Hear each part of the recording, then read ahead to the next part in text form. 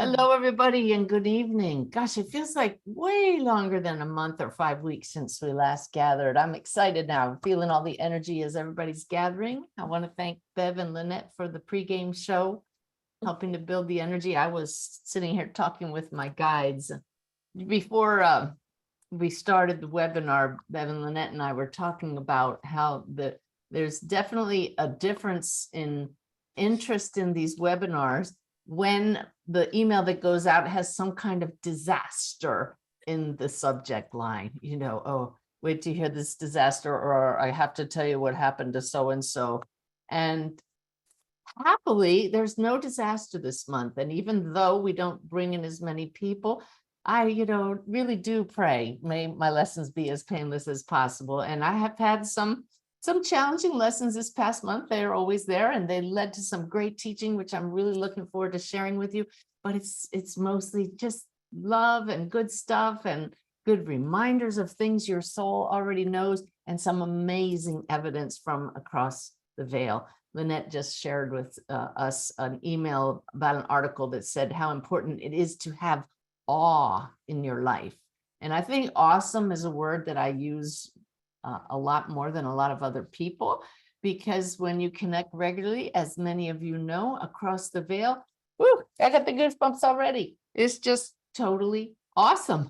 The awareness that we are connected. We received a beautiful email, shout out to Dale and his wife, Marianne, that just touched our hearts, that this knowing that we have, that we are all connected, that death is not the end. It changes everything.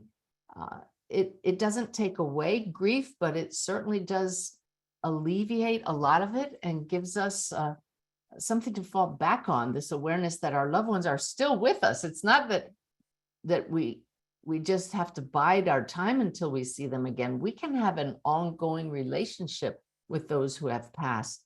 So this work that I do in this community that we're sharing here tonight, we all come to know that it's not just about celebrating that there's a greater reality.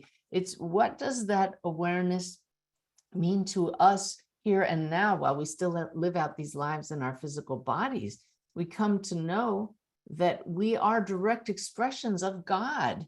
We're not the entirety of God, but that's what flows through us. It's what breathes us. It's what connects all of us. And I hate to even use a word like it, and any name that we could give is limiting to this light that's indivisible. So that's what we're celebrating here this evening, this awareness at whatever level you are, that we are this light.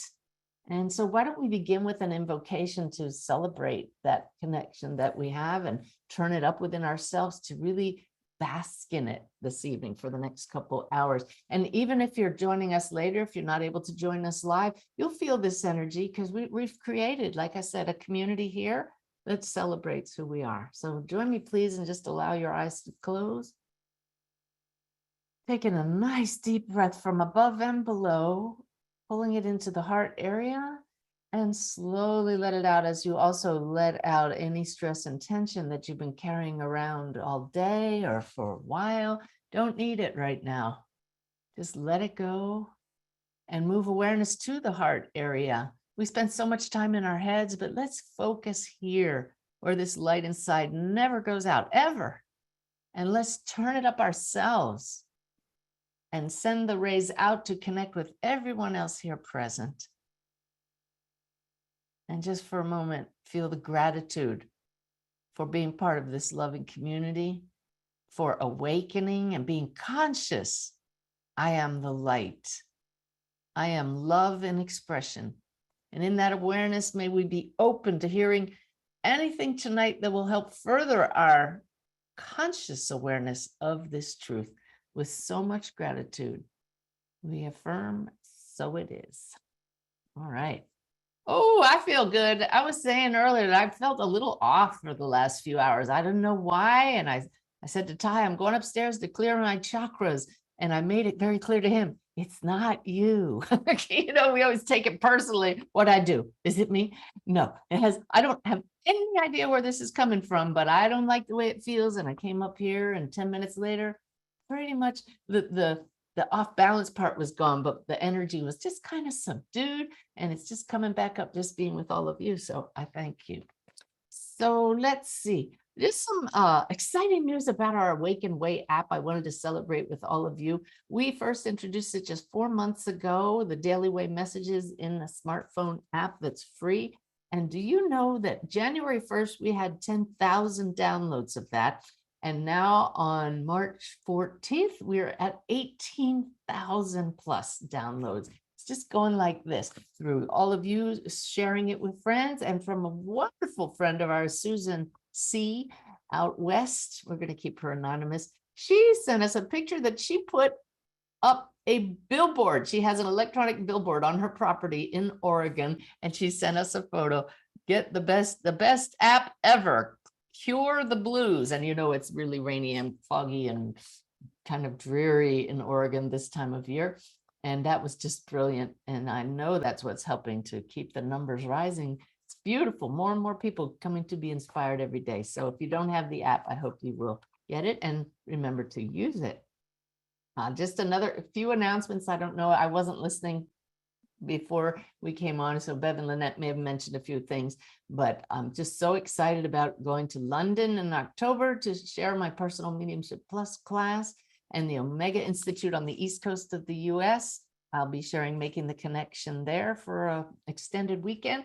And on the West, I'm going to Reno, Nevada to share Personal Mediumship Plus. And then, of course, the big Alaska cruise in August, and a couple of events in Denver that we haven't even announced yet in September. So the calendar is pretty full and lots of opportunities to meet in person.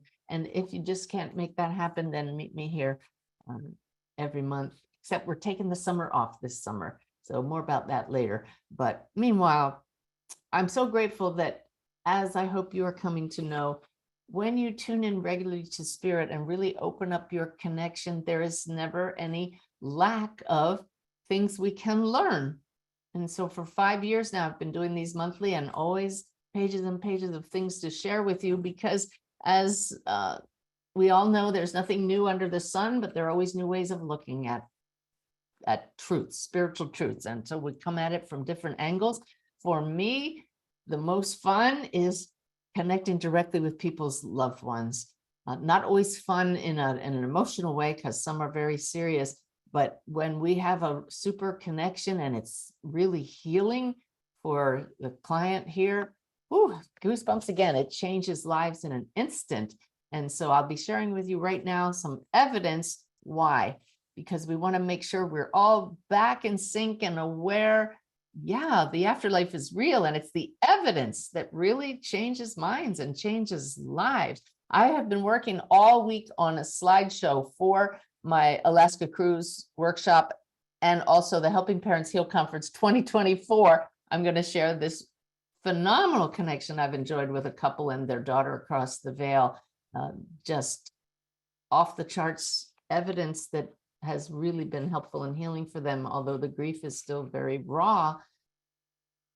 Let's get into some of that evidence now, not from that particular incident, although I will mention it briefly later. Just the evidence that lets us know this is real. We're not making it up. It's not in your mind. It's in the one mind that all of us share. That's God. All right. So I did a reading for a woman, thanks to the internet. She was halfway around the world from me in Singapore. And I believe it was her mother came through. Just one little bit of evidence I'll share from that reading, although there was a lot of it. This one really got my attention. It was right near the end. I said, your mother's handing you flowers. It's a sign of love. And she just shouted at me, frangipani. And I don't think I would have thought of that word in 100 years. So I know it came from your mother. Do you have any idea why she would mention that flower? I couldn't even picture it. And she said, oh, yes, it's very common here. And I loved that, because I wouldn't have known that frangipani is a common flower in Singapore. And then the mother said, it's because it's so common, you could just pick it off the trees. She wanted her daughter to regularly get some and put them in a little cup and have them on the counter as a reminder that she's always around her. I thought that was beautiful. She didn't want to cost her daughter money by going out and getting store-bought flowers, but let's use those local ones for a reminder. Beautiful. So let's see, looking at my notes here, don't want to miss anything. As those of you who have studied with me know, it's very important to be able to feel the presence of the spirit. And for me, that means, yeah, I can get few little pieces of information from you, but I need to feel your personality. So I always say to them, step in closer. Even though it's not a physical stepping in, it's kind of like they turn up their light and I can feel them more, a more clear merging. So before I could even tune into the personality of this one woman's father in spirit, I just knew it was father. And he yelled at me, peanut. And I could see a peanut in my mind's eye. And I said, your dad is showing me peanut in the shell. And so I asked him silently, why? That's one thing. If you're learning mediumship, don't be satisfied with just one little detail. Ask them for more. And I said, now he's yelling, Mr. Peanut. And it has something to do with that character. And this is when my sitter, the client, spoke up and she said, oh my gosh, my sister and I just had a conversation last night about what it would be like to be the person who has the job of driving the Mr. Peanut car across the United States. What does that show us? That shows that dad was already gathered for the reading. That's right, spying on the two daughters, talking in just a normal conversation. And your loved ones do this too. They know your thoughts. They listen in on your conversations. There really are no secrets across the veil. And so this is a prime example of why I don't necessarily ascribe to some mediumship teachings where you restrict your client to only saying yes or no. What I restrict my clients to is don't tell me all kinds of things that they can still tell me. But if we want to celebrate a magical moment in a reading, fill in the details. So for them to explain what Mr. Peanut was all about, that was so validating. Yeah, this is dad. So for those of you who say, how do I know it's not my imagination? You know it when you celebrate with your sitters because they tell you that's what that's all about. I might not have been able to get those details, but it's very clearly that was dad. Now I know he's here. I'm going to totally trust that I've got this connection. Now dad's stepping close so I can feel you and describe your essence. So that's why I love feedback in that manner.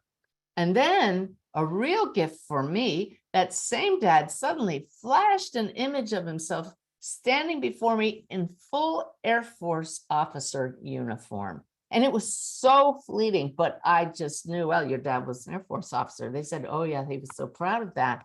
And that was taking visuals to a new level for me because seeing the spirits is a major intention of mine. Still didn't see his face, couldn't have described him, but as fleeting as that was, it shows that we all can always aspire to go to higher levels. So never give up hope on yourself. All right, let's see. Then let's see, another reading this month. I, as always, played the sign game with my guide, Brenda. I did a reading for somebody, oh, when was it? Maybe just yesterday. And I mentioned something about, oh, my guide, Brenda is saying something or other. And she said, oh, I'm a student of yours. I know Brenda. So Brenda is quite famous. She was our friend here in physical form and now is my mediumship guide since she passed several years ago. And I always, before a reading, to make sure I'm tuned in. I know some of you are here for the first time, so I'll explain it again. Just quickly say, Brenda, I'm ready to go, but just to make sure, tell me something Lynette is doing now or a pretty current event with Lynette. Brenda just flashes it in my mind. I feel what that's all about. I quickly text or call Lynette and she validates it. So this one happened. I hope I didn't share this with all of you because it was actually, this one was a little while ago. I said, Lynette, Brenda is showing me a picture of putting makeup on in front of a mirror and putting it on very clearly and very heavily. You know, Lynette had just sent an email to a friend with a video of a commercial in which a man was putting makeup on his face, a very sentimental, very touching commercial from Europe. She sent me the video and I was covered with goosebumps. It was absolutely what Brenda was trying to show me. I didn't get to watch the video before the reading because it was time to go, but I knew even at the time, that's it. So once again, we have evidence of a spirit across the veil, Brenda, who's very much aware of what Lynette's doing. She really is a spy. So let's see. The reading that followed that sign game had just one wow after another. And I won't go into them here except for the final wow, just something that you would think is so mundane.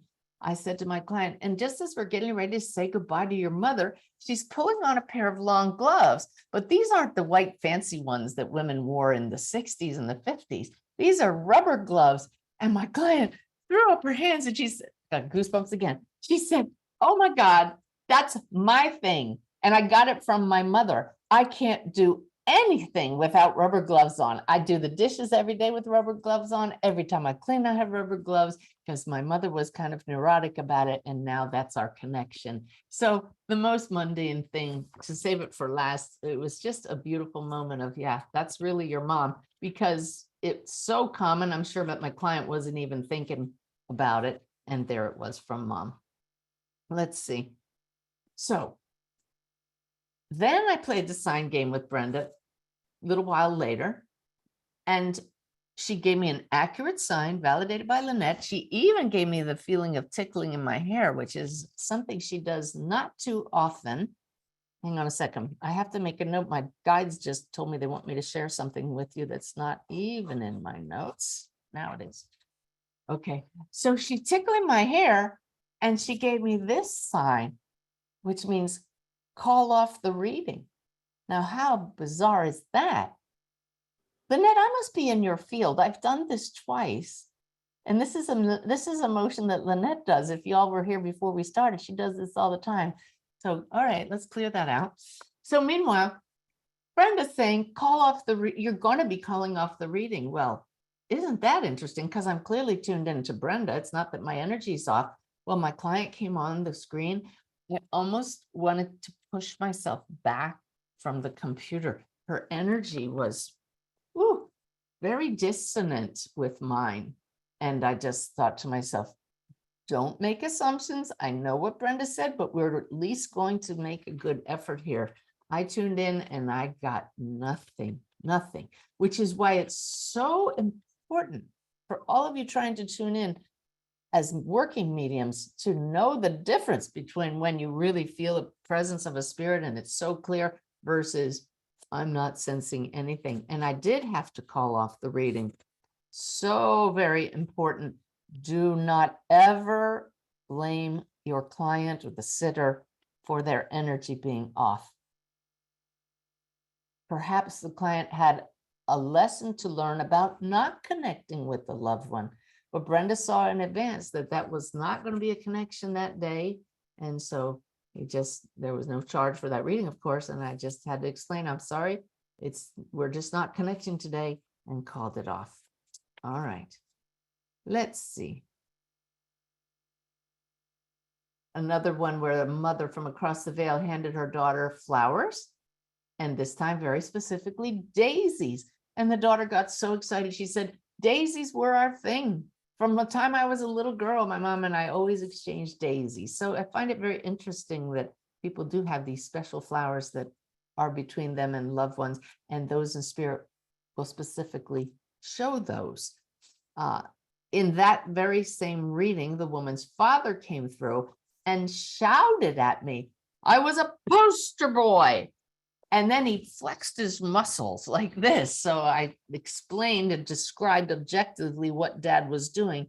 And then, as I always teach, and I'm teaching you now, the reason we describe objectively is so that the client knows what they're trying to do across the veil, because we may not interpret it correctly. And I said, it feels like he was a poster boy for something having to do with fitness. And she said, well, my dad really was a great athlete, and he actually was in a poster, a huge poster that my sister still has at her house with some famous actor about athletics. you just can't deny when these things happen. You might think it's data, that we're picking up something in your client's energy field, that there's something about a poster. But when you have a spirit shouting at you, I was a poster boy, and goofing around showing you his muscles, that's not data, is it? Not at all. So here, this one really blew me away. This is the awe. This is where I say, may I never grow tired of this. So at the end, after having a great connection with mom, the daisies, and dad, and the poster boy, and all kinds of other things, in come my clients' guides. I don't see them. I just know these are guides. And my head gets pulled up a little higher when I speak to guides. And they just wanted to congratulate my client for the really nice connection she enjoyed with them. They wanted to validate for her, yes, you're talking to us, and we appreciate you talking to us. I hope y'all are paying attention and taking notes with that.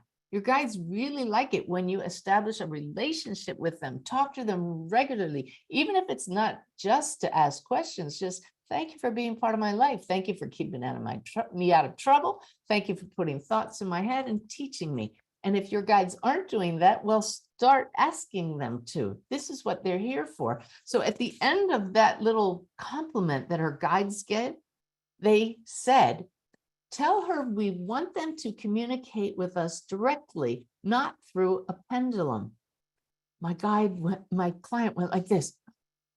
She looked shocked. She turned to the side. She reached down in front of her. We're on Zoom, and she holds up a pendulum. She said, I just got this yesterday. And just before this session, I used it to talk with my guides. Oh my gosh. What does that tell you? The guides really are here. I got goosebumps again, that they know. Of course, the goosebumps are a sign from spirit. I hope you all get them regularly too, just a validation at the higher level, you're connected, but that they know what you're doing. And what a perfect message for this woman. Yes, you have a great connection with us, and you don't need that pendulum. Wow, talk about current events. So they just reminded me now, you just made a note, but you put it on the floor. You should see the floor at the end of one of these mentoring sessions. I just one after another throw my notes on the floor. So remember a couple minutes ago, I said my guides made me write a note, and I threw it on the floor, and they're saying, don't forget. What I wanted to share with you is just last week, I was the guest speaker for a meeting of the Hawaiian International Association of Near-Death Studies group. I think maybe 2 people in that group of a couple hundred were in Hawaii. Everybody else was all over the world. So this was kind of funny, thanks to the internet. But, I think 3/4 of the way through the presentation, one of my drums on the wall over here pinged by itself. That happened to me maybe 2 weeks ago. I was walking to sit down to meditate, and it went boing. And I went, what was that? And I literally took the drum off the wall, and I tried to recreate that sound. And it's not a sound that drum makes, yet it was clearly coming from the drum. So was the sound really in the room, or was it a manipulation of frequency so that this frequency analyzer, the brain, would hear it coming from the drum? Probably the latter, but it sounded exactly like it was in the room. That's objective clairaudience. It's outside the ears. It was not a thought. So I actually stopped in that presentation and went, my drum just played itself. Who is that? And I had no sense whatsoever of who was trying to get my attention. But the next day, someone emailed Bev and said, oh my gosh, Bev, I was called to watch that presentation with the Hawaiian IANS group last night. And just before, I had asked my dad, Dad, if you're around me in spirit, I want you to mention a drum, because he had been a drummer. Can there be any doubt what happened there? Oh my gosh. So I guess my guides knew I had wanted to share that with everybody and forgot to put it in the notes. So there you go. Isn't that great? Okay, let's see. We will be doing Q&A this evening, but I wanted to share a bunch of evidence first. Let's see. Oh, did I mention I have a new course starting with the Shift Network 1 week from tomorrow? This one's called Mastering the Medium Mindset. My guides have been giving me this course for over a year. It's a 10-week course with a whole new level of how to look at this work so that we get to this point of utter trust in not only our ability, but in the spirit world. And you don't need to have even made a connection yet. If this interests you, truly, this is going to help in every aspect of your life to trust how spirit works in our lives. So all of the things that we've mentioned this evening are available in on the homepage of my website on little thumbnails right under the homepage banner. It's Mastering the Medium Mindset. So the healing potential of mediumship is why we do this, isn't it? Yeah, I mentioned this couple I've been working with, and it was a husband and a wife. No, this is a different one I want to share with you about the healing potential. I shared with you a couple months back, if you were with us, about a man who came through, my client's husband in the spirit world, and showed me the big tongue from the Rolling Stones. I saw that comical tongue in my mind's eye, and she said, oh, he was British. He loved the Rolling Stones. And I thought, well, that's a great way to start off the reading. And then I really felt his presence. But imagine opening your heart to the spirit world. Let's go. Here we go. And the first thing you see is that big tongue. I have to share with you now, by sharing my screen, a photo that woman sent. So this is a little follow-up. Here it is. Ha! Can you see it? Yeah. This is just a couple of his t-shirts.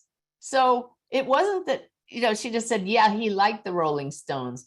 This guy was an absolute Rolling Stones fanatic. So what a perfect way for somebody to open the reading.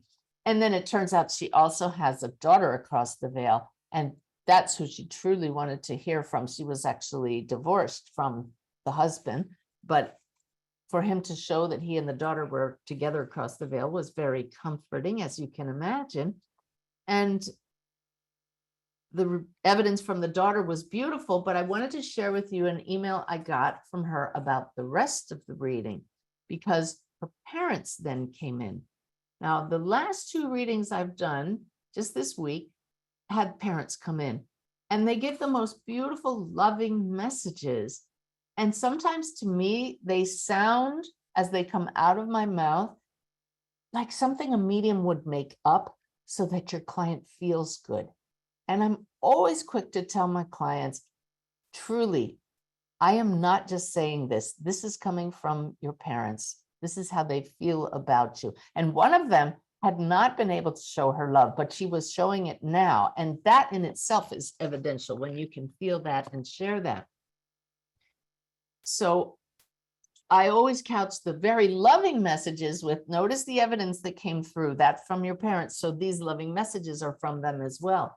But I had forgotten in the message with the woman with the Rolling Stones fan husband and the daughter, how healing the visit from her parents was. So let me share that with you, what she wrote. She said, I expected, as any bereaved parent would, that my daughter and husband would shine through most of the reading. To my surprise and literal emotional exhaustion, my physically and emotionally abusive parents, now more enlightened adults, stepped in and hugely validated their hurtful actions, abuse, abandonment, and cruelty for half of the session. Up front, I would have declined a session to relive those 18 years. That's really important, isn't it? I realize now this was a gift from my daughter to heal her mom and make her happy. That was always my daughter's way. And never having gone to therapy to relive those events, this was a supercharged therapy session for a person who downplayed any of those events, because that's what abused children do, she wrote. Think it was in their imagination or that they deserved it. So I thank you for the validation and the healing for what I always knew to be true. So I wrote in the email about tonight that we sent out to all of you that I would talk about how do you share information like this woman mentioned and still meet my rule number one as a medium, do no harm. clearly, and I don't even remember the details at this point, half of the session brought up painful memories. But it's all in the delivery, isn't it? Please always, if you're working with others, listen to what's about to come out of your mouth. Know that you don't have to share every little detail, but you couch it in loving terms and explain why those across the veil are bringing this up. So that's how you do it. And I know that I would have said things along the line of, well, your parents are showing me that there was abuse here, and some of it is sexual, and they're coming through with great remorse and want to tell you that they are completely changed from who you knew when they were here, and they want you to know that none of this was your fault, that kind of thing. And no need to go into any detail at all. And then we maintain as mediums that detached compassion. So the same love that you're feeling from the souls in the spirit world, you feel that for your client, but you don't get sucked into the drama of what you're being shown. So I hope that's a helpful lesson for any of you who may have to deal with that. And those of you who have had that kind of abuse in your life, which unfortunately I found out from doing readings is more common than I could have known. Just know that those across the veil get across the veil, and they show me this. Truly, they see the light, and they see and feel the effects of their actions on others and want nothing more than to make amends. So we don't have to face anybody that abused us when we cross the veil. But if you're fortunate enough to have a reading with a medium and this kind of thing comes up and they show their remorse, but it's not like that's, it's not a suffering remorse like humans feel. It's more of, I know we're souls playing roles. I'm very much aware that we did wrong. We wish to show you that we want to make amends. It's a very interesting dynamic, but just understand that healing is what all of this is about. Okay, a little bit more evidence. Well, actually, this is a good time to stop for some Q&As. I hope that some of you have put some questions in the box there, and Bev is always snagged by exactly what questions to ask. And I will always tune to my guide, Sanaya, to help me with answers. So Bev. Okay. Actually, the first question we need to answer is, what is the name of the app? We didn't mention the name. No kidding. I guess I'm too used to it by now. It's called Awakened Way. So just go in Google Play or Apple Store, iStore, Apple Store, and type in Awakened Way, and you'll see all the nice reviews too. Okay. Perfect. Okay. Nikki says, I understand we are all connected in a matrix or a big web. Are we fixed points of light, or are we able to flow and travel through the web? I have a hard time picturing how this works. Oh, it's a beautiful question, and one that I was just getting teaching from the guides on earlier today and yesterday in a beautiful way. And we need to simply realize we are both flowing and fixed at the deepest level. So here in human form, we're used to motion and geography, space and time. But outside of our physical being, we are pure consciousness, which has no space, no geography. It's simply being. And so each one of us is a center in its own being, and yet there is just one shared being of which we're all a part. So yes, a good visual is like a web, and each of us is a fixed node. But since that web exists in a non-geographical way, there is no real center. And so we all are connected by the strands, the energetic strands of this non-physical web. And this happens at the absolute deepest levels of who we are. So we are definitely multidimensional beings who get to flow with our point of view. It's really fascinating. So I hope that you will ask in meditation or doing my sip of the divine, who am I? How do I fit in the big picture? And that awareness continually grows. Thank you.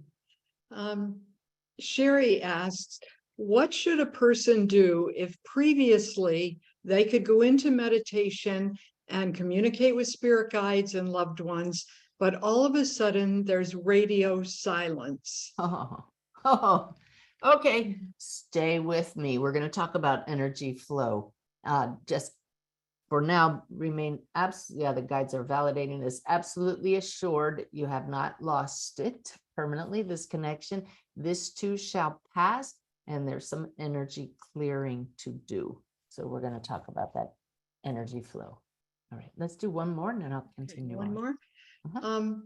Annie asked, for those who are actively dying, are they connected to the non-physical realm in that they can go back and forth before they actually leave the physical body? Yes, there's already a loosening of the identification with the body that's going on, an adjustment to the new way of being without the physical body. And as soon as that loosening starts to take place, and it's not something we control at all, it's going on at the soul level, the preparation, then you start to become aware of loved ones who are already across the veil and they're already talking to you and welcoming you. So it actually will take away some of the fear for those who are dying and those who are with them and see them talking to mom and dad and others who have passed before them. So beautiful. And those who pass suddenly, don't worry about them either. All are met with love. All right. Thank you, Bev. Thank you all for the questions. We'll do more of those as we go. Let's see. Checking my notes here. So I had a young woman come to me in the middle of the night. Doesn't happen too often, but I didn't know her at all. She was showing me several little bits of evidence about her, like when Wolf came to me in the middle of the night. And I said, I'll bet you go with my client for my reading in the morning. Tell me something else. And she did. And then I did my morning meditation and she's right there. And I said, well, this is pretty cool. You're really eager to talk to your parents, aren't you? It's the girl who I'll be talking about for the Helping Parents Heal Conference 2024 and my cruise. She was so eager to get talking to her parents. And so I won't share any of the evidence from that, except at the very end, her mom and dad were on screen, and dad was, he was a little bit cautious at first. I said, are you open to this process? He said, I'm open. I just don't understand how it works. And I said, you don't have to understand right now, just be open. And I'll tell you, we have a convert now. At the very end, I said, your daughter's saying, I love you to the moon and back, Dad. And he visibly jerked and he said, why did you say that? I love that. I mean, this is after 45 minutes of solid evidence from his daughter. Why did you say that? And I said, no, because your daughter just said it and she wants you to know that. And turns out that she had that sign up in her bedroom, and it's something that they always said to each other, she and her dad. Mom and dad just shared with me that this dad took a copy of the reading video and shared it with his counselor, an actual MD who was very open to this and open to the afterlife and was aware of just how healing mediumship can be. Ooh, won't it be great one day when more and more science mind practitioners and counselors know how healing connections and after death communications can be. Cool. All righty. To show the cleverness of those in the spirit world, some of you may have had this experience if you're working as a medium, but I will have clients who say, I want to hear from a specific loved one. Sometimes they'll tell me who it is. Sometimes they don't. I don't need it. It doesn't matter. They want to tell me. And yet another loved one will come in first, someone they don't even expect to hear from. So this may happen to you in a reading sometime. You may know, I want to hear from my child or my spouse or my parents. And in comes an aunt or a grandparent who, yeah, that's nice, but I want to hear from this other one. But what they do is they get the energy flowing for the medium. I call it opening the door. And it was really something because this man who opened the door gave me the baby sign and pointed at my client. That means your client has a child across the veil. Don't miss it, which is just beautiful and shows teamwork across the veil, doesn't it? So I go looking, and sure enough, I can feel a male over here. I said, you have a son across the veil. She said, yes, I do. And he showed me right away that he passed by taking his own life. You know, when you do enough readings, it can be easy to take for granted to just know these things and pick them up from a spirit. But just even that, to sense you have a son who passed and he took his own life.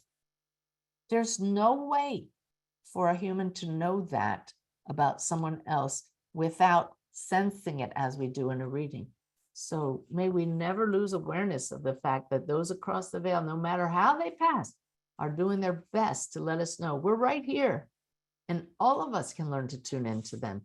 So, boy, there was a crowd in that reading. The one who opened the door, the son, and then I tuned into a grandmother, the mother, the grandfather, and then the son's getting my attention. And he's saying, 2 kids, 2 kids. And I said, your son says you have 2 kids. And she said, yes. He said, and he's talking about a sister being with him. She said, yes, that's right. See, I've said this many times before, when our mind just can't go somewhere, it's really easy to miss things. I'm almost finished this reading. All these loved ones have come through, and all of a sudden I find out my client has 2 children across the veil. So I tuned in and I said, all right, there's a daughter here. Please step over here. I separated them so that I could feel distinct energy. And sure enough, here's the daughter, could feel her personality. I asked her how she passed. She showed me not only from a drug overdose, but specifically heroin. That's evidence, everybody. There's no doubt she's here now. Mother confirmed this. We just rocked her world by showing her that all these family members are still here. And do you know that that woman did not even know about the organization Helping Parents Heal? Never heard of it. 2 kids across the veil. You better believe I hooked her up with my friend Irene right away, who's vice president. And hopefully she now knows she's part of a community of people who know what it's like to go through the human hell that she's been through, that anybody who loses a loved one knows how hard that is, right? Any loved one. And that's why we're all here, isn't it? To support each other. Thank goodness.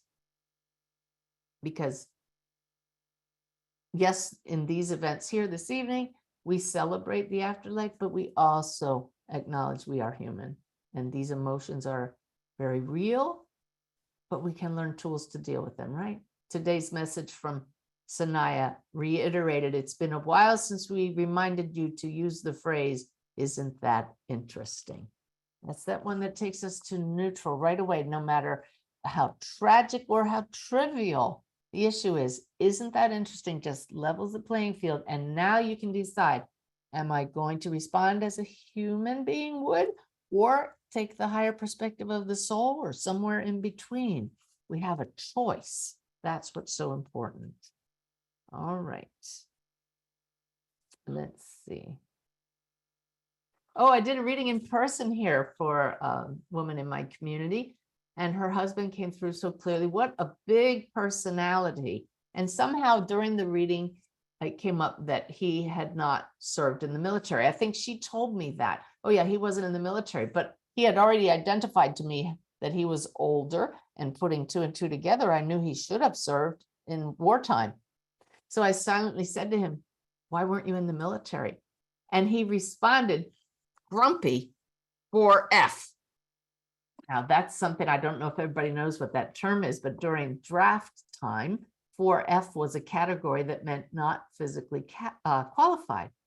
So I laughed and I told my friend, I said, your husband says he didn't serve in the military because he wasn't physically qualified. In fact, he looks pretty grumpy about it, and shouted 4F. Again, you know that this is not just data, right? You're communicating with the spirit. And she said, oh, that's so funny, because he never told anybody about not serving the military. He was ashamed of it because he's this big burly guy, and his wife is probably tuning in now. She attends most of these. And she said, but when he was young, somebody dropped a big pipe on his leg. It rolled down his leg and shattered the bone in multiple places. And while he looked hardy, he could get into a squat, but he couldn't get back up out of it. So clearly not somebody fit for military service, but I loved that. And then he showed me the kind of work he did. He showed me that he built things. Yes, he did. That's what his work was. And then a magical moment in that reading was he showed me a napkin. I was with him in a restaurant, just like that, these images and the knowing pops up. And he was drawing designs of buildings on napkins. And she said he did it all the time. His brain never stopped designing these things that he built, drew on napkins in a restaurant. Isn't that cool? Let's see. So I think that's enough of that evidence for this evening. I'll share one other thing, then we'll answer some more Q&As and then get on to some of the teaching that I promised all of you. So Bev, you can start looking at questions, but don't ever hesitate to ask your guides or spirit to validate things for you. I just had it happen in a magical way this past month when a woman I've been working with on a very special project made a comment. She said, Suzanne, you're a maverick. And I've never had anybody call me that before. And so when our phone conversation was over, I got silent for a minute, connected with my guides, and I said, if this project is going to be a success, I'd like a sign with Maverick in it. 3 hours later, I sat right in this chair to get ready to do a podcast with my guests, Andy and Jonathan Goldman, sound healing experts. And we're just chit-chatting because we were ready a little early. And Jonathan says, oh, you were in the military. You'd probably appreciate that. We just watched the movie Top Gun Maverick. I about fell off my chair. It was just 3 hours later. That was a total setup from spirit.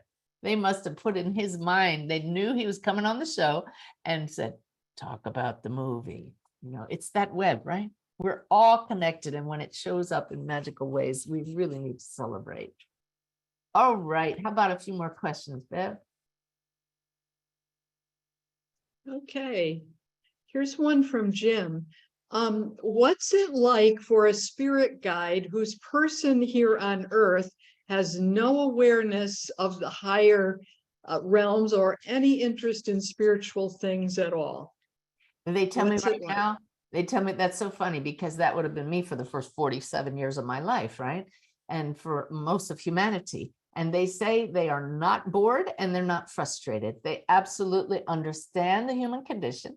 They understand the veil being the brain as a filter, and they're busy putting thoughts in our head. So your guides are hard at work. They're in your field all the time, but your thoughts are not all your own. This is so important. And you start seeing it when you start seeing synchronicities and you ask for signs. The way thoughts and insights to do something come up, they're put there by your guides and your loved ones across the veil. So you can give them credit now for the hard work they've been doing your whole life. Okay. But like many times you'll take a right turn. How do you know that if you hadn't turned left, there would have been a traffic jam or an accident, right? But something made you turn right. And many times that's the team across the veil. By the way, before we do another question, Beth, I mentioned the podcast and Jonathan and Andy Goldman. I hope you can join me Thursday. This is Tuesday, March 16th. 1 o'clock Eastern, a little different time than normal for my next podcast live. My special guest is going to talk about intuition in the workplace. All my guests are special. This guest is my sister.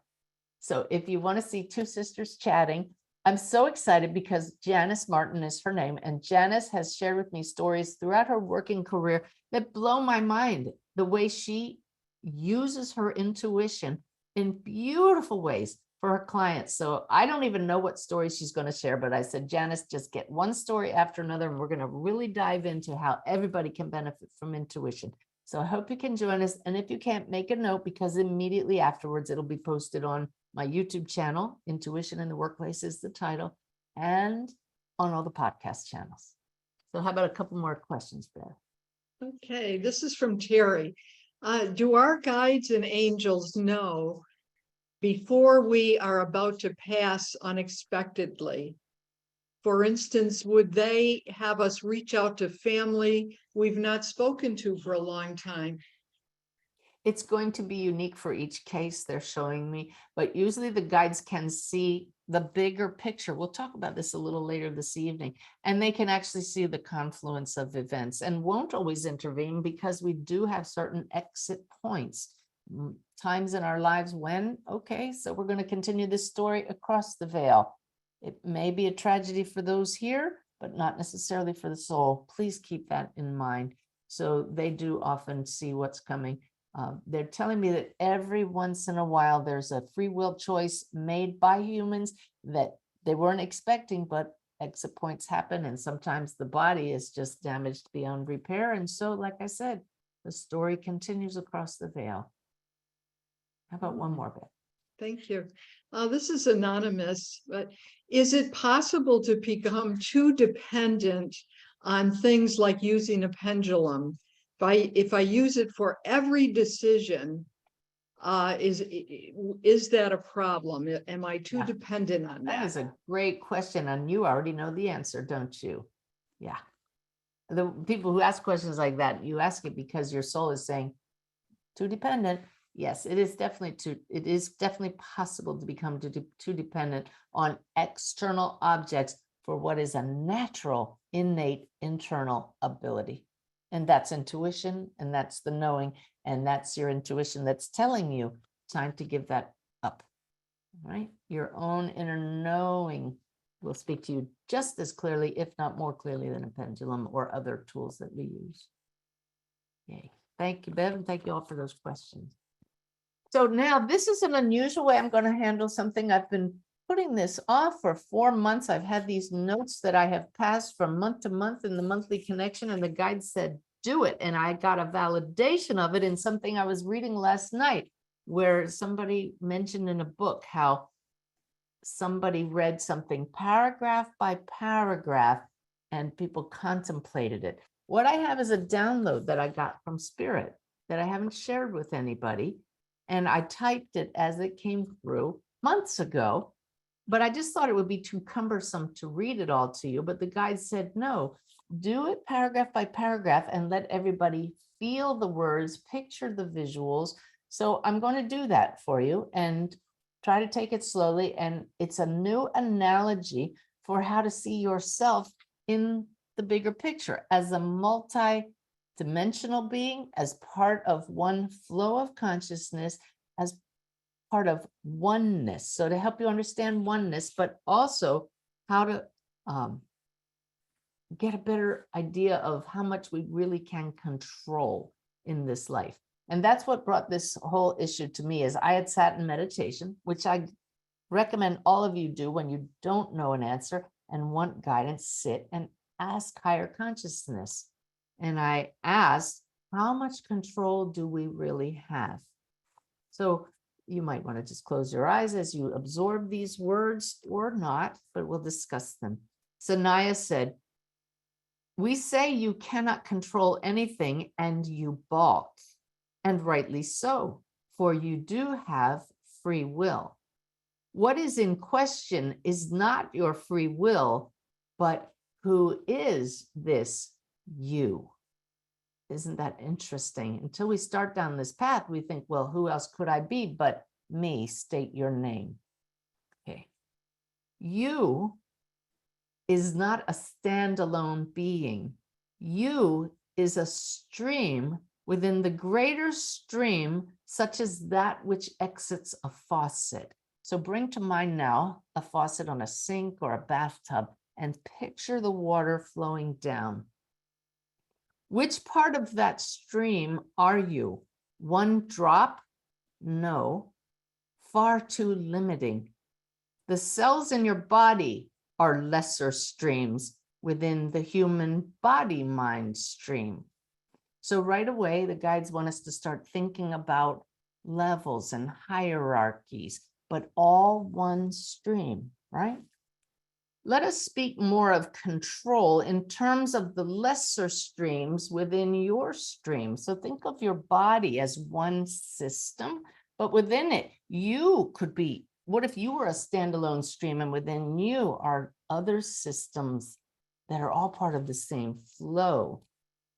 At times you can control your body's actions, but there are times when, this is kind of funny, there are times when you go rushing for the bathroom because you cannot control your body. Do you see? The human lives in a state of fear, for you lack the ultimate control over life and death.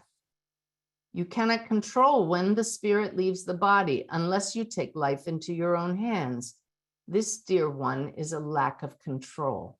So they're not cutting us any slack here, are they? I can feel this collective, oh my God, you're right, you're right. But don't we all as humans do a really great job of ignoring this fact? And yet it's this underlying, oh my God, I or my loved ones who I cherish and could never live without could die at any time. And I can't control that. And that's where suffering comes from, doesn't it? Okay. But here's what the guides say.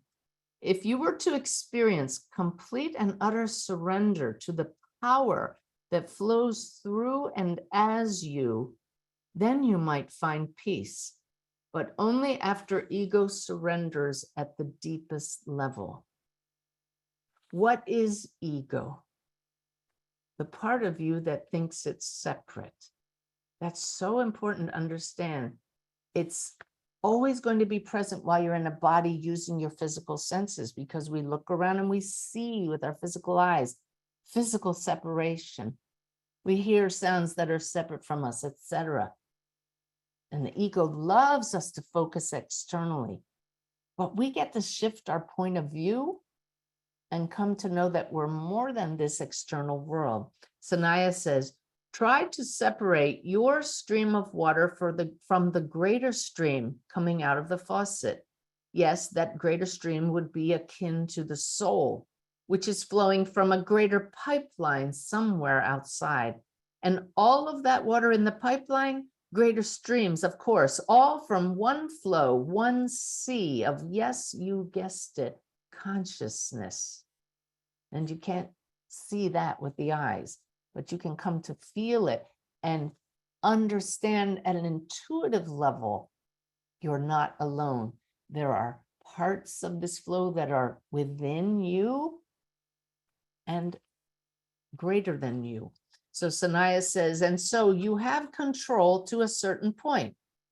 And this is why most people feel they are making up words such as these we are giving you now.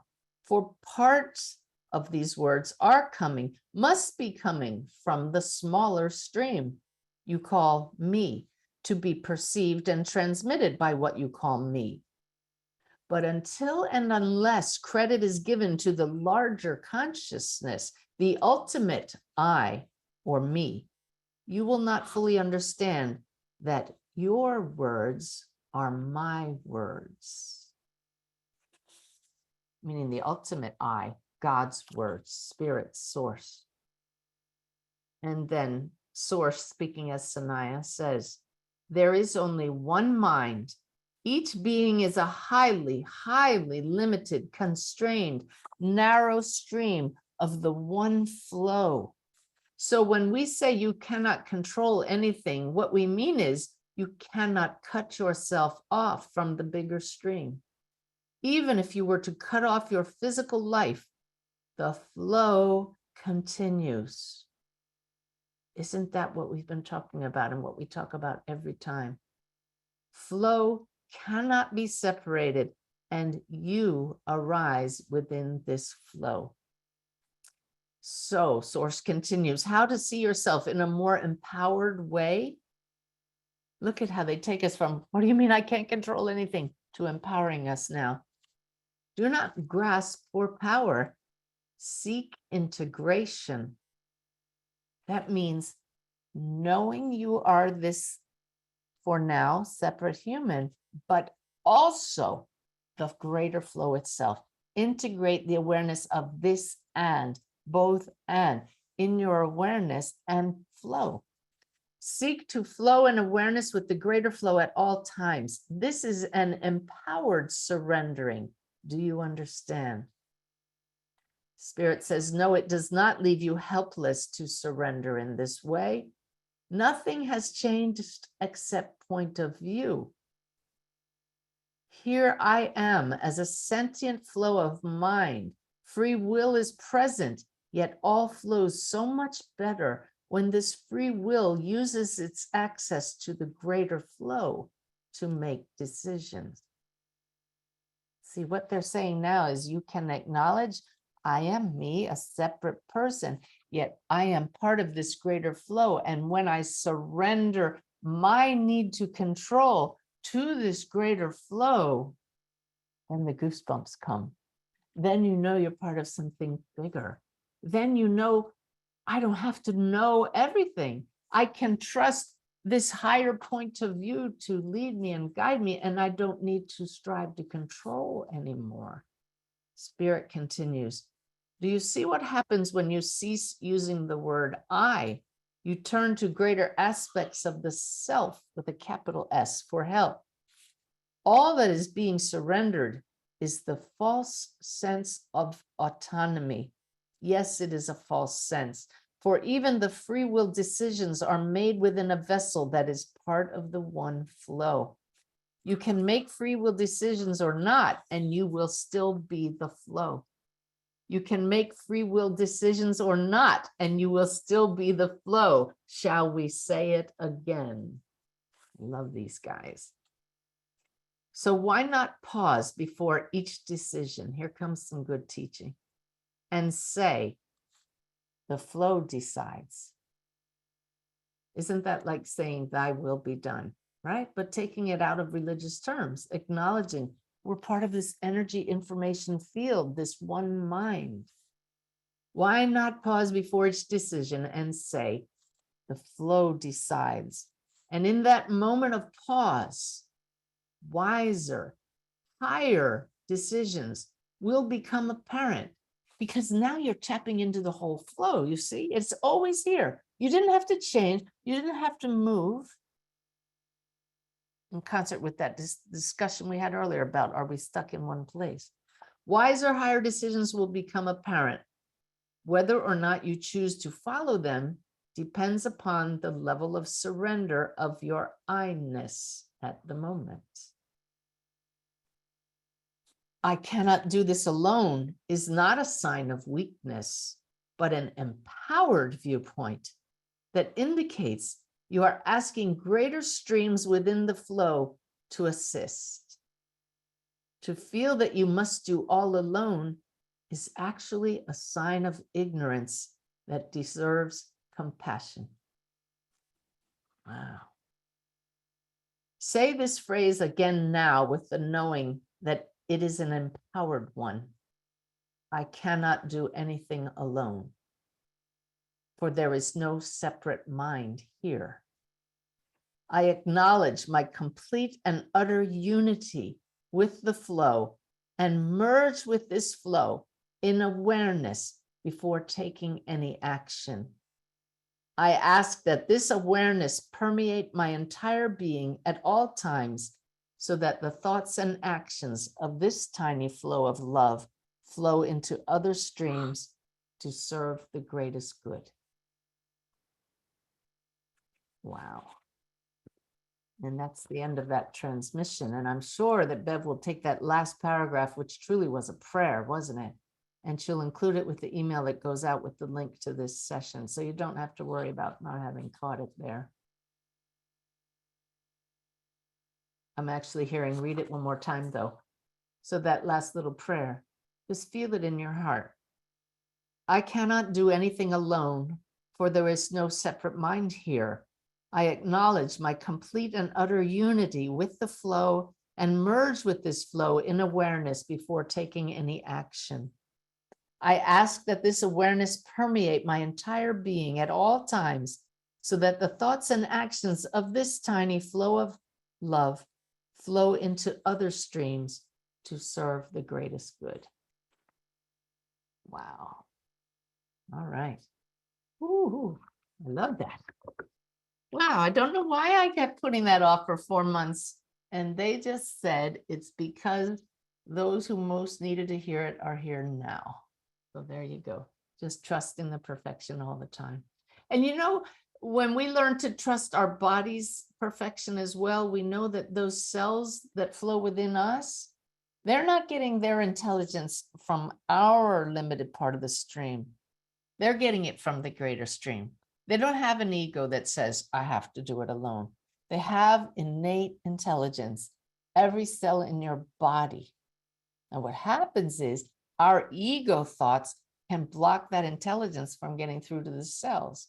So that's what these programs are about. That's what your spiritual journey is about, is clearing anything that's in the way of allowing your cells to integrate with the greater flow and do what they do best, which is heal themselves, align with their own divinity. Everything is arising from this divinity, including you and all of us. It can't be any other way. We're not separate from it. One stream. Beautiful, huh? Whew. I'm just grateful for the ability to share that with all of you. All right, let's move on. I don't want to do a couple questions yet. We'll do a couple more in a minute. But as far as connecting across the veil, and I'm just thanking the guides again for that. Be aware that the left brain likes to take pieces of a puzzle and put them together, likes to solve puzzles, likes to create stories. And that's why when we're connecting with loved ones across the veil, especially doing it for other people's loved ones, know that your left brain will try to build a story based on your memories and the way your brain works, which is why it's very important to give objectively to your clients the pieces of the puzzle that you're getting. It's beautiful when we can get in the flow, but it's so important to check with your sitter every once in a while.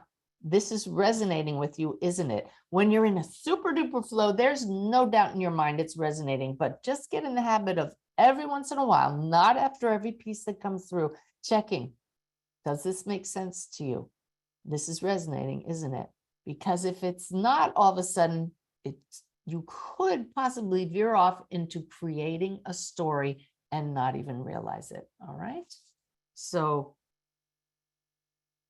just a case in point in how the sitter needs to understand, I'll just give you one quick piece of evidence, an example. I was just seeing from the spirit a pretzel. And a pretzel in my work is a symbol for somebody from Pennsylvania or Philadelphia, because Philadelphia is known for big, soft pretzels. And that's what flashed in my mind. But I knew my client was in Western Canada, no connection with Philadelphia. I knew it. So I just reported, this is normally a symbol for me, but your loved one is showing me a pretzel. I'm not getting anything else. There was no story with it whatsoever. Does this make sense to you? And she says, I know exactly what that is. And she held up her wrist, and right here was a tattoo that looked exactly like a pretzel, but it was actually a stylized heart, the way her daughter in spirit always drew them. So of course her daughter's going to show that. She knew that tattoo was there. So just be aware of that. Let's see.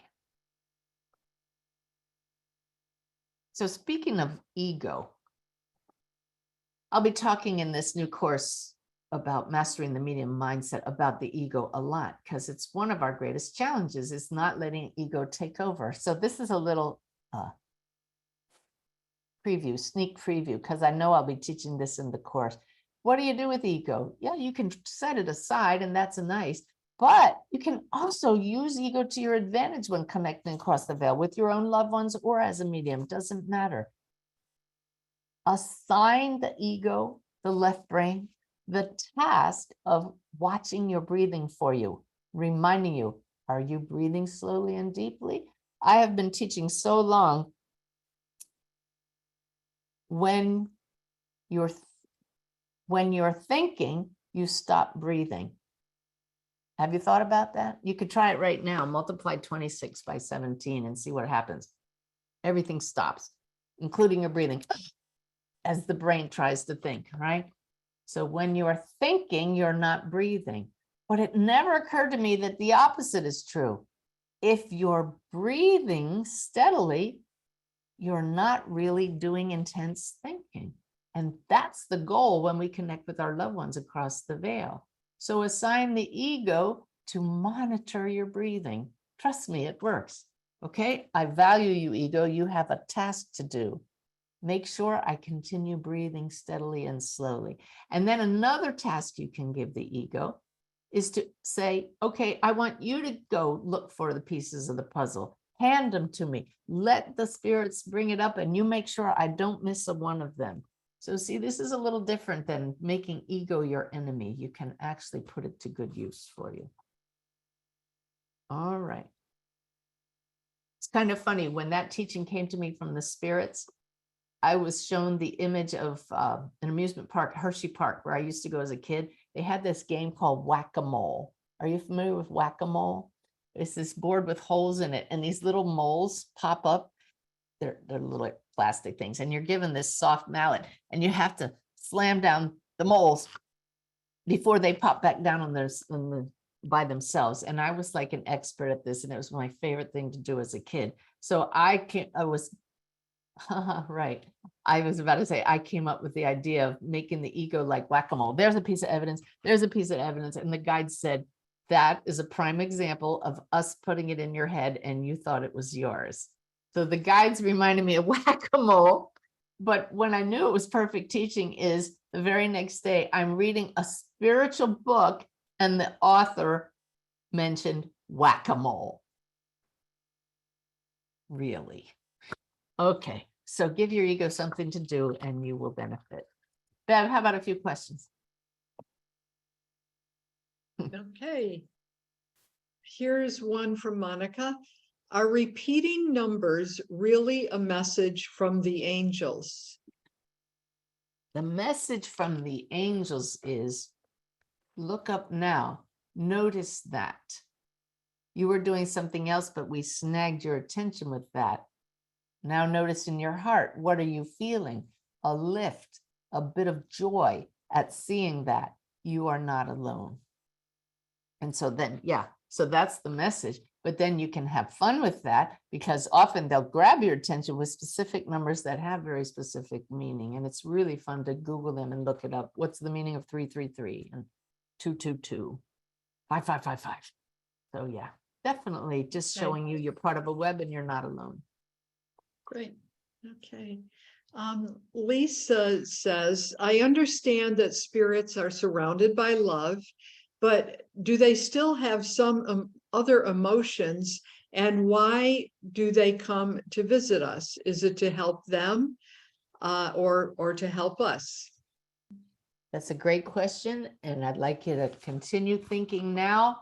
The web, the Awaken Way, like Awaken Way app is all about understanding you're not only human, you're part of one big web connecting all that is on both sides of the veil. And the creative healing force of the universe is love. All three of these principles show up in a reading. They're evident in a reading. Why would your loved ones come through? To show you you're not only human and get you thinking in those terms, to find more peace here and now, to show you you're part of a web and that death is not the end and that you are always connected across the veil, and to show you that love is the healing force of the universe. So of course they still exist. The Awakened Way is not just three little rules. It's a way of living. Once you come to understand this, then you'll start talking to your guides regularly. You'll carry on an ongoing relationship with your loved ones, even if they're no longer in a body. It's just a beautiful way of, as we put it, living a consciously connected, divinely guided life. Thank you. Nancy asks, can our grief get in the way of communication across the veil? Yes, it can. And I beg you to grieve anyway. All right? You really need to go through that process, as painful as it is, as much as we hate it. It is a process, but grief comes in waves, right? And so it's not like a steady ongoing state. At first it is, And yet there may be moments when the clouds part just enough and your loved one can get a sign through or a synchronicity through to you.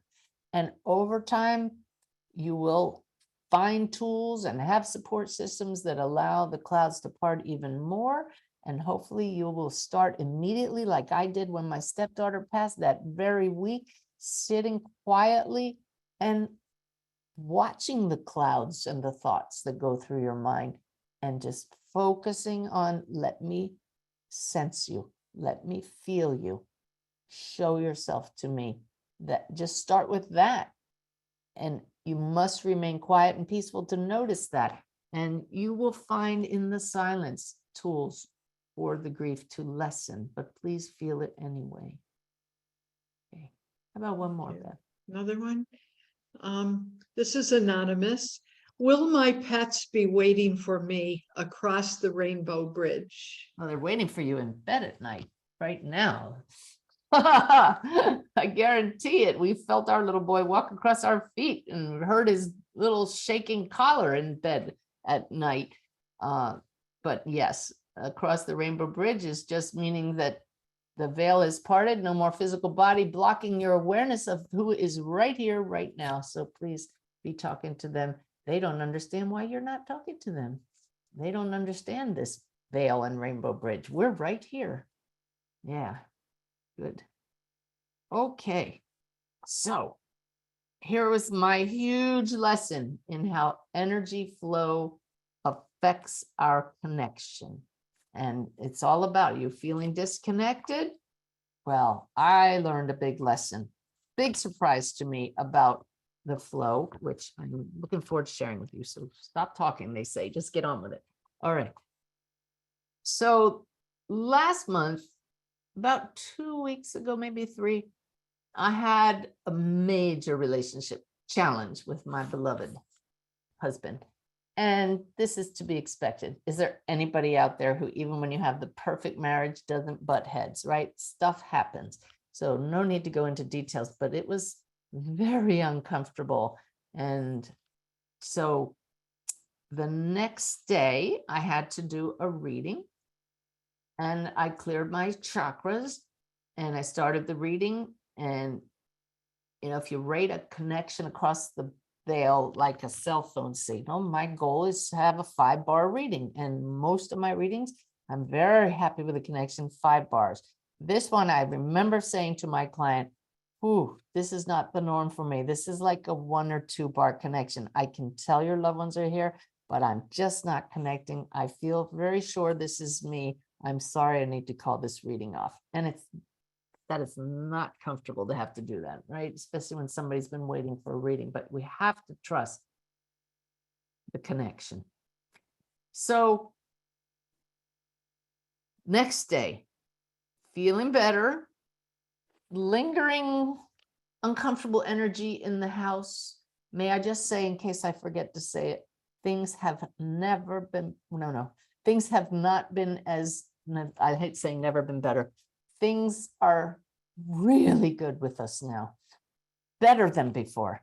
So appreciate these gifts for what they are when you can heal them. So we'll just leave that at that. I mean, really, really, we're relating so well. That's what I love the most, just really relating to each other the way souls want, which is great. So meanwhile, but we're still in this lingering energy 3 weeks ago, and I go to do another reading, second reading, the first one that I called off the day before, and I got nothing. So 2 readings in a row. The first one's 1 to 2 bars. The second one is 0, like on your cell phone where you don't see any bars and it just says searching. That was me searching. And I'd called it off. Of course, refund everybody's money for the 2 readings. And I noticed right away little panicky feelings. Oh my God, what if I have 3 in a row? And I started kind of laughing at myself because I've been preparing for this upcoming course, Mastering the Medium Mindset. I had just been reviewing all of the major points, and I was starting to exhibit everything that somebody who hasn't mastered the medium mindset would exhibit. And I had to laugh because it's like, wait. We don't do this anymore. What is going on here? This was right before I'm ready to do the third reading. And I had the tools. It's what I'm going to be sharing. But this is when I knew this is an energy thing. This is not something I can reason myself out of, no matter what I know. And what do you do now, guys? You ask your guides for help. Because I know I know what I know, but there's something in the energy here. And the guides said, call your friend the energy healer. You can't do this yourself. So I have, yeah, the guides say go for it. So this is my friend Annie Bonds. She's been on my radio show and she can't handle hundreds of people reaching out to her for healing now. So I'm going to share her technique with you, but also she's going to be teaching a course at Omega in the fall. So if you're on my email list, I'll be telling you when that course is available for registration. All right. She's a great teacher about energy. And all we needed is the teaching. I didn't need a healing from her. I needed teaching. So I quickly, I'm ready to do another reading, but I have time. And I got her on the phone. I said, I'm in trouble here. I have lost my connection. I know exactly what it's from. It's from a marital disagreement. And I've done my 10-minute chakra clearing. Nothing's working. And she says, Suzanne, I'm sitting here literally putting the finishing touches on a technique that I'm going to teach at Omega. I'll send it to you. Now, how's that for timing? You see a setup happening here? So she emails me. I read it. It's so simple. So I'm giving Annie full credit for this. I'm going to change it a little to make it mine because I don't want to plagiarize her thing here. But really what it was, I'll use the faucet analogy earlier. She used a different analogy. But what I did for her guidance is I sat quietly and I opened the faucet from below. There's a flow of energy that goes through us at all times on the main axis, plus all of our 7 chakras. I opened it from below and per Annie's guidance, sensed how is the flow. And I thought my flow of female, that's feminine energy that comes up from the earth. Masculine energy comes down from the cosmos, okay? I thought I would sense the feminine energy kind of blocked. Because what came up in our little marital discord, you'll understand, was I said to Ty, I know I am a strong, forceful woman. I know I can be hard to live with sometimes. I was a Navy commander. You married a Navy commander. You should be expecting this from me, right? So I thought I would sense that the flow of feminine energy was a little blocked. Well, I could sense it felt fine. And then, big surprise, I tune into the flow from the faucet from above, and it's practically nothing. And I said to my guides, what's going on here? And per Annie's instructions, you simply ask, her words, ask Creator to release any blockages. So I did that. I was stunned that I could actually sense a difference. Don't tell yourself you won't be able to sense it. Compare what you're feeling, energy coming in from Mother Earth or Father Sun, whatever you want to call it, the masculine and the yin and the yang. I said, please heal this blockage. And whoosh, I could feel it coming in. And now I judge the two and they're equally balanced. And suddenly all around me, I can feel every spirit I didn't feel in the last 2 readings. And they're all going like this. And I said to the guides, what happened? And they said, in your desire to be a good wife, you turned off who you are. You disdained the forceful, powerful, masculine aspect of yourself.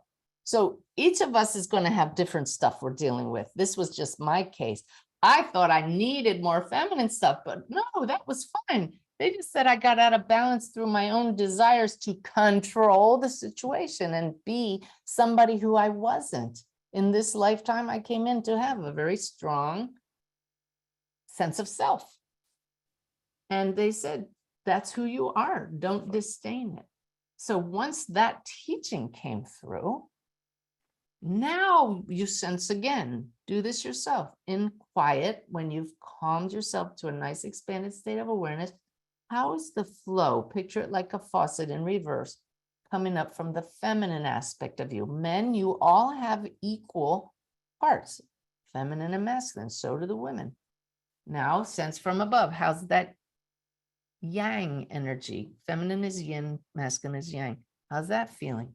As soon as the two were balanced, then I went back and I cleared my 7 chakras. Any of you who have studied with me, I always say pull in energy from above and below, but I never knew to address the balance of the two. Even though Wolf said balance head and heart, this is different. This is the main axis of the flow that connects you to the whole web. I was always just clearing the 7 chakras, and that is vitally important by all means. But this was a major upset. So the main axis was out of balance, and I got nothing in my readings. Notice how I went and balanced all 7 chakras afterwards, and I continued to do that. I did it before this meeting today, as I mentioned, because I was feeling out of balance. But I began by checking the flow in the central pranic tube, the tube of prana, the central axis, whatever you want to call it. This energy flow is your main source here. And then there's an exchange through the 7 chakras. So I hope you found that enlightening and interesting. Some of you may have known it already, but we are always going through stuff. It's why we're here, to live our stories. We are the light expressing as each of us, and every one of us is going to have a different mix of energy. That's what makes us unique. And maybe next week, my balance of feminine energy will be off, but now I know to look for it. And notice how is this that thought that came in the mind that guided me there. This is why it's so important to notice the thoughts in your head and know that you can work with your energy. So, wow, I hope you find that useful. Enough of that. Oh, except I made a big circle on my notes here.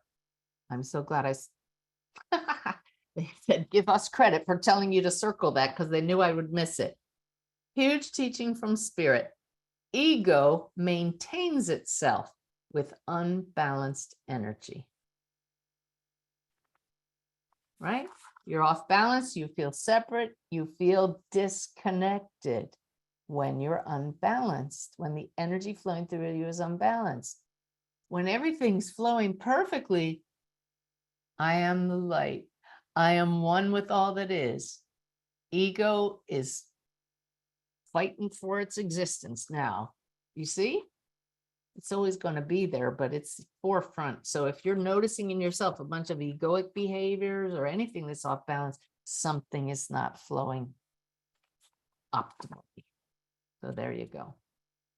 And this really got me to thinking about those in the world, which is the majority of humans, who don't do any energy clearing. I've been advocating chakra clearing for over a decade now. My 10-minute transformation, you can find it on the gifts page of my website. Excellent way to clear your energy. And now you have an additional one. But I just sat here and thought, how do people survive when you're that off balance? The contrast is phenomenal. So if you're sitting there saying, well, that would be me, now you have some tools. Do it daily. Okay. All right. All right. How about a few questions and answers, Bev? Okay. Joy asks, are the departed ones aware of how we feel about them? Oh, completely. Is there more to this question? Well, she just says she's not particularly close to any of her family. Are they aware of that, of how Yes, she they would be feels? aware, but this is the thing. They also understand why you feel that way. They see the big picture, which we can actually see ourselves when we move our consciousness above the story, become the bigger flow. And in meditation, you can ask, show me what I'm not seeing now. Shift your point of view. It's wearing the other person's shoes. but those in spirit actually see things that we can't see at the human level here. So they understand, they have compassion, and they're the first ones who want to come back through a medium and give their apologies and give forgiveness. Yeah. Okay. This is anonymous.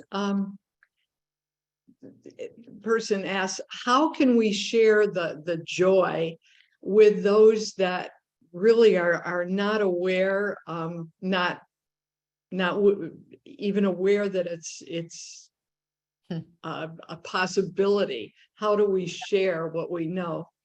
By modeling it, by being that presence of joy until they say, I want what you have. What's that all about? Because I just did a reading yesterday for a woman, and we're really hoping she doesn't share it with her husband, because she already said to Lynette that he doesn't believe any of this and he'll poo-poo it. And boy, that'll squash somebody's joy in a heartbeat. Even though you know what you know, we're so heavily influenced by what other people think when we're still kind of sort of in ego mode. And so while you're feeling that joy, just radiate it. And if people are open, share a little bit by bit, plant some seeds and see how they react, but find kindred spirits who are open to it and share your joy there. That one. Sue asks, what is the difference between a mystic and a medium? A mystic is anyone who knows I am a direct emanation of the source. So that's hopefully all of you getting there if you're not there already, right? So we're all mystics. And the medium is one who connects across the veil and gets evidence and verifiable messages. So it's, let me ask the question here. Yeah. Is it possible to be a medium and not a mystic? Is it possible to be a medium and not realize I am one with the source? Yes. These gifts are available to all and they can open to all. But when you combine the two, when you integrate the awareness of why you are able to connect, how it's possible, and what makes it even better is trusting the greater flow, then mysticism and mediumship together is just such a gift. Yay. One more, Bev, and then we'll move on. Okay, this is Monique. She's heard many astrologists mention that this month of March is a very critical time, and she wonders, does Sanaya have any insights on that? Is it really something very unique in this March of 2023? They know that I don't do astrology and I'm not in a deeper state now, but they say that Okay. first they started by saying every moment is a critical moment because we need to make most of every moment, but not to skirt the issue. They say there is a special alignment that they would be hard pressed to get through my mind right now in this awakened consciousness right now. I mean, my normal human waking consciousness, beta brainwave, Right. but definitely there's a confluence of planets that has not been seen for a while. We'll have to ask. I have a couple good astrologer friends. Karen, you can let me know later. Okay. All right. Thank you. All right. So just to tell you, I did get right back in the saddle after those couple of bad readings. The third one, oh, it's always such a good feeling. Of course, like I said, pop, the energy's flowing. And as I got ready to do that third reading, as I'm sitting down to do the reading, I hadn't even tuned into my client yet, hadn't even brought her on the Zoom screen. Here in my mind are Carly, my friend Irene's daughter, across the veil, and Kiara, the daughter of a friend Zoe, across the veil, both of whom young women passed from tremendous battles with cancer. And they said, we're here to escort a spirit for this reading who passed the same way we did. And sure enough, I tune in. My client has a son across the veil. He tells me he passed from a battle with cancer, and he did. You can believe I called Zoe and Irene afterwards to say, your daughters brought this guy in. And it's not the first time that I've seen this in a reading, where the way your loved ones pass, they will meet up with others who pass the same way, especially when there are connections in the web down here. We're all parents in helping parents heal. And you'll see that people who pass from drug drug overdoses, or people who pass from suicide, or people who pass in car accidents. They meet up with other ones who pass the same way, especially when their loved ones are going to mediums and talking with each other. So there's that web in evidence again. This young man who did come through, it's funny because he showed me a ring of his that his mom had, and you don't usually see that from young men. And his mom held up her hand. She hadn't shown me on screen yet. And she said, this was a stone of his. I had it made into a ring, and I was wondering if he would bring it up in this reading. How cool is that? Let's see. Then he showed me a necklace that his mom wears. And I will tell you that vast majority of shining light moms do have some kind of necklace that relates to their loved one, but it's so cool when they show exactly what it was. I said, he's showing me some kind of a religious icon, but it has a little round thing on top of it. I'm having a hard time seeing what it is. She reaches inside her sweater and pulls out a cross with a separate little charm of a round photo on top of the cross. So cool to have him acknowledge that and show it exactly. Well, not exactly, but very closely to what it was like. And then he mentioned a name. He said it out loud. I'll make one up so I don't give it away. But he said, Sarah. I said, I'm supposed to talk about Sarah. And she said, oh my gosh, that was a dear friend of his. And his sister just went to Sarah's wedding.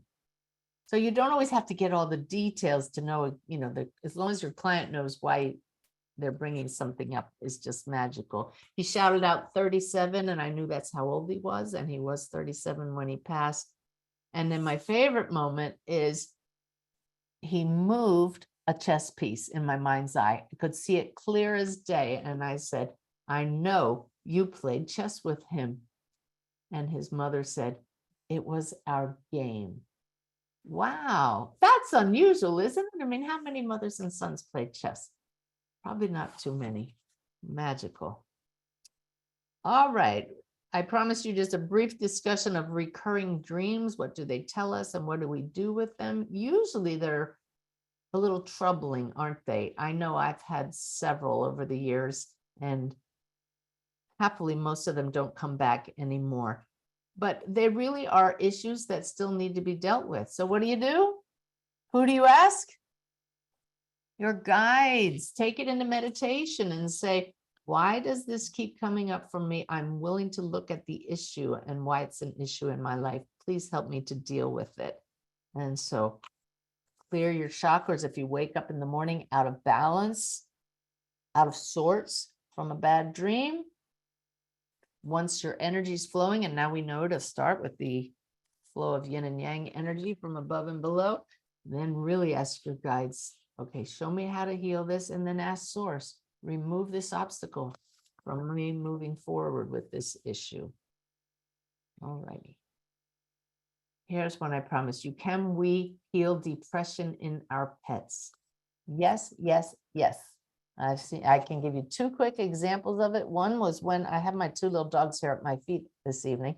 We had little Nellie, the blonde dachshund. When we got her brother Rusty, she was so put out. I was depressed looking at how depressed she was.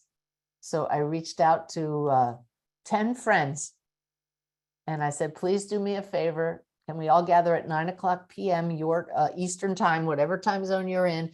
And I actually gave them affirmations so we would all hold the same visual of Nellie no longer being sad, welcoming this little boy in her life, knowing it wasn't going to take anything away from her.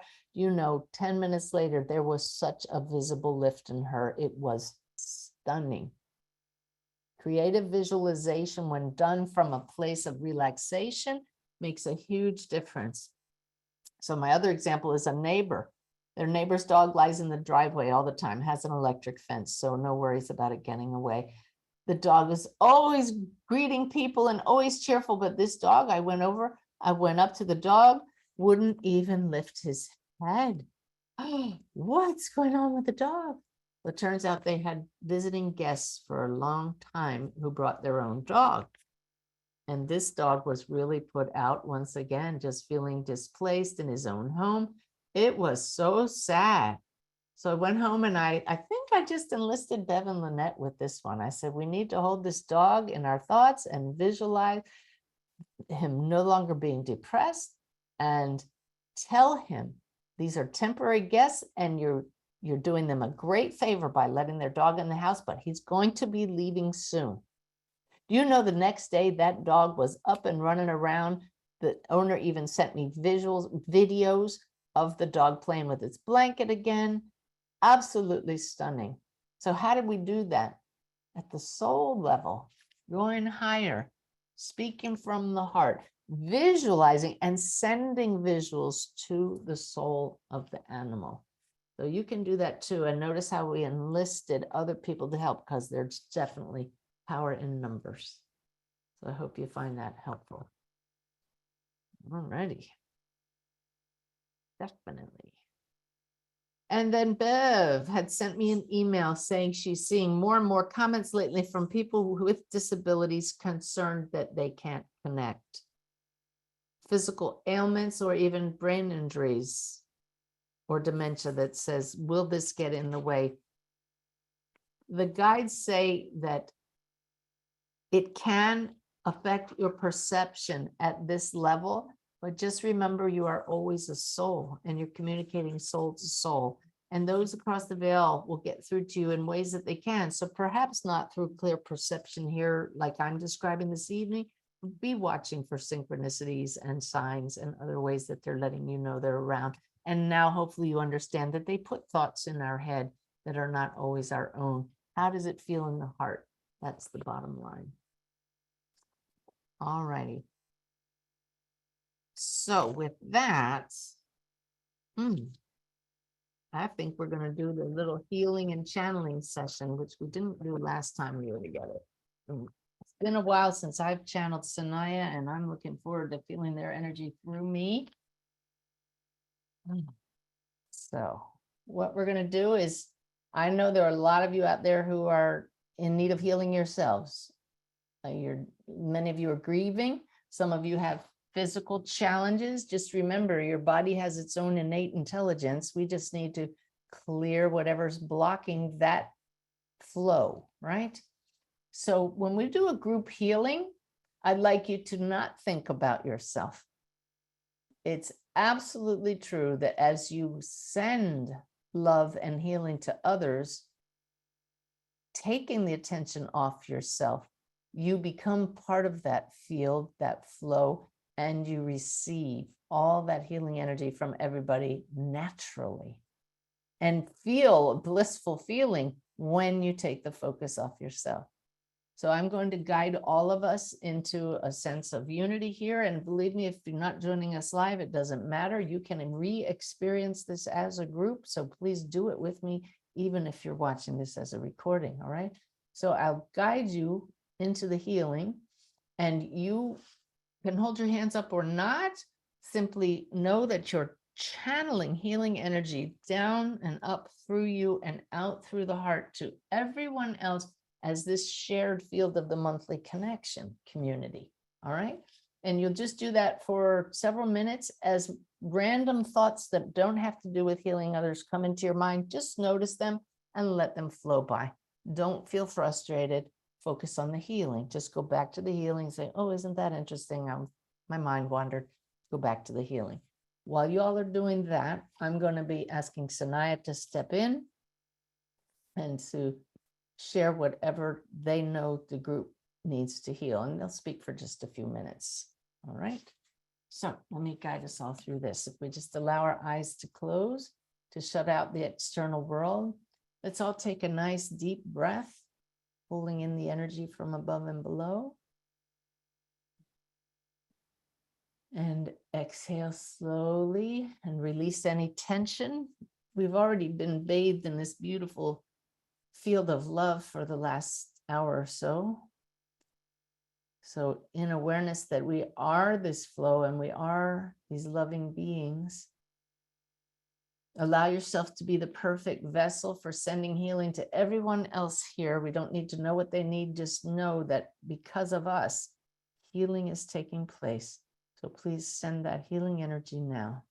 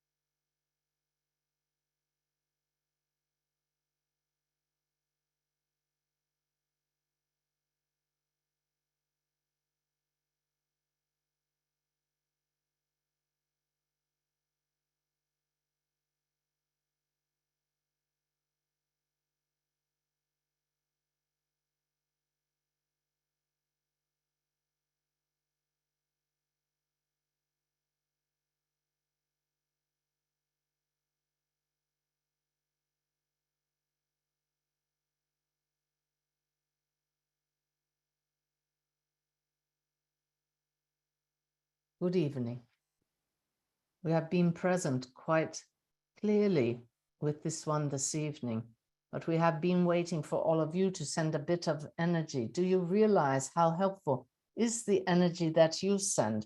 This one was feeling a bit depleted from the sharing for quite a while now, and yet you have brought her back to this point where we can speak directly with you. And we wish to tell you that we feel your gratitude for the sharing which is taking place, but it is we who are grateful for you and your presence here. Perhaps you do not understand how much your individual lights, which to you may seem individuated, are part of this greater light of which you have been hearing this evening. And as each of your lights turn up, the light of your entire planet glows brighter. We know this is not news to your ears, but it is always good to have this validation, is it not? It has been quite a while since we have spoken to all of you, and we wish to speak for a moment about drama. Are you not familiar with drama? You are attracted to it so much that you seek it willingly in your television shows and your radios. And become aware, please, of the way it draws you to others. But we wish you to know that drama can be a detractor when you are needed to provide healing to another.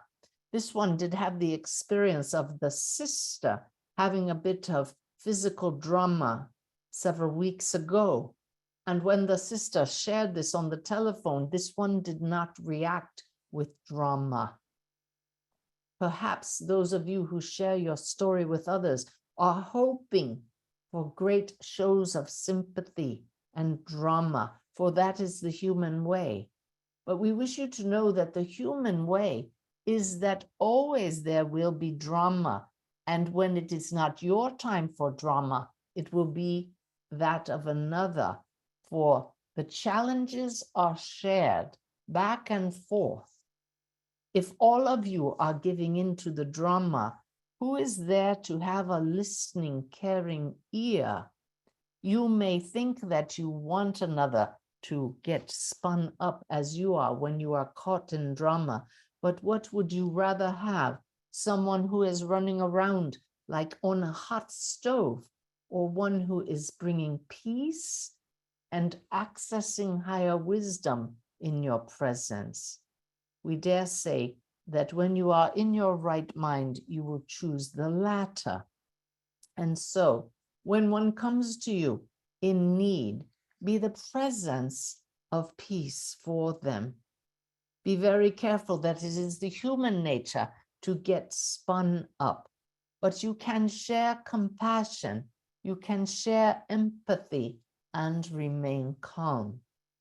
For now it is that other one's time to be embroiled in drama, and by grace you are present with them to offer a caring ear, an open heart, to bring peace and healing through your presence, and knowing quite well that soon it may be your chance to experience a bit of drama.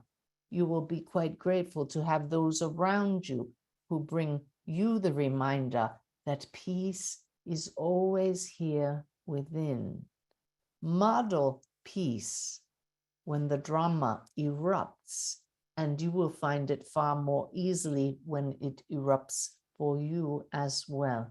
We are quite aware that you do not like when pain comes into your life, but we wish to remind you that as souls, you came willingly into this human body, which has its ups and downs, and pain does come and it does go. Knowing this and knowing that this too shall pass, may you find the peace that is always present. You are all very brave souls to take on life in human form, knowing that it is not easy, and we truly do honor you. And we are always present. Your guides are always with you, whether or not you are aware of them. Call on them. They are most definitely trained in being the presence of peace, which is how they have been promoted to their present position as guides, unseen helpers, there at your beck and call, no matter what. They will not leave you. Yes, it is possible for your energy to become a bit dense and slowed down, and now you understand also out of balance, out of alignment, and not be aware of the presence of guides, but they are always here, and they themselves will put the thoughts in your mind of how and why you have become out of balance. Call on them liberally. You are so very loved. We bid you good night.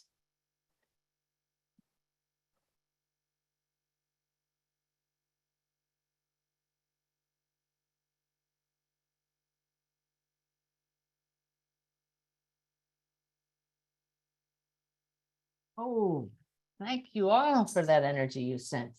That felt really good. At first, I was like, "Oh boy, I'm not feeling the way they step in when they step in. They're very clearly here all evening." But I just stayed with it. Just stay with it, trusting. Please trust your guides. And then clearly, as I heard them say, y'all sent the energy, and then boom, the head went back, and here they come. And that feeling is absolutely magical when they do that. So listening to that, they outed my sister, right? She ended up in the hospital with a physical ailment and called me from the hospital. And afterward, I was thinking, oh, she must think I'm not very sympathetic, because she told me when she got home from the hospital, she called a neighbor and told her what happened. And she said, my neighbor was beside herself. Oh my God, how could that happen? And I thought, geez, I'm your sister and I wasn't beside myself. But that, and so I'm very grateful to hear that teaching. And I hope it was helpful for all of you as well. Pretty cool. Neat. Well, let's see. Let me just see what we didn't cover. Let's just end this evening with one little tidbit that the guides just gave me just a couple days ago. A higher perspective when you don't agree with someone else's reaction. Now, we wouldn't always want to do this to someone's face, but write this down. What if you laugh? What if you laugh? When somebody says something, you just can't believe they would say that, or they would react that way, or how could they do that, or how could they be that way? We are totally stuck in the human drama when we react that way. So what if inside you just go, oh my God, we humans, aren't we something? That's the higher perspective. And we can choose that. So you don't want to laugh in somebody's face, or you might ignite the fire, right? Or sometimes maybe it's appropriate to laugh. So, that moment of pause where you can say, isn't that interesting? And rise above the story, literally move your consciousness up here, outside the body. And say, is this time where I might just laugh at this? What if I laugh at this? And then you're really seeing the story for what it is, a temporary but very real aspect of you. And just love yourself to pieces, because, yeah, we're human, but we are also souls. Thank God. All right. So thank you so much for joining us this evening. Thank you, Bev and Lynette, for bringing your lovely energy to everything we do. They do so much work in the background, everybody. You have no idea. I could not do this work without them.